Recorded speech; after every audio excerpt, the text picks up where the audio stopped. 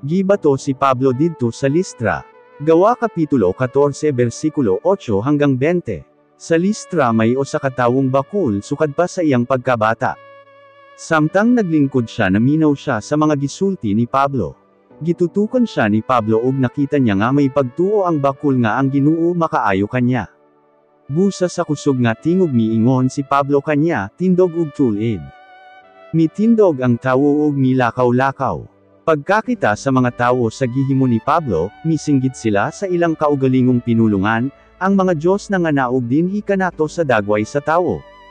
Gitawag nila si Barnabas nga si Zeus, ug si Pablo gitawag nila nga si Hermes tungod kay siya mao ang tigsulti. Ang templo sa ilang Diyos nga si Zeus dool lamang sa gawas sa syudad. Busa ang pari ni Zeus nagdala og turo nga mga baka nga may kulintas nga bulak didto sa pultahan sa syudad. Gusto niya og sa mga tawo nga maghalad ngadto sa mga apostoles. Pagkahibalo ni Barnabas ug ni Pablo sa ilang gibuhat, gigisi nila ang ilang bisti ug midagan sila sa taliwala sa mga tawo ug misinggit, mga higala, nganong maghalad kamo kanamo.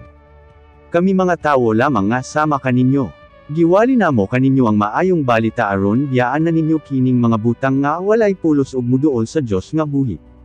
Siya mao ang naghimo sa langit, sa yuta, sa dagat, ug sa tanang mga butang nga anaa kanila. Niadtong una gipasagdan lamang sa Dios ang mga tawo sa pagsunod sa ilang kaugalingong gusto.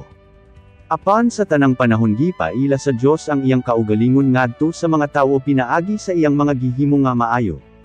Gihatagan niya kamo sa ulan og mga ani sa panahon sa ting-ani.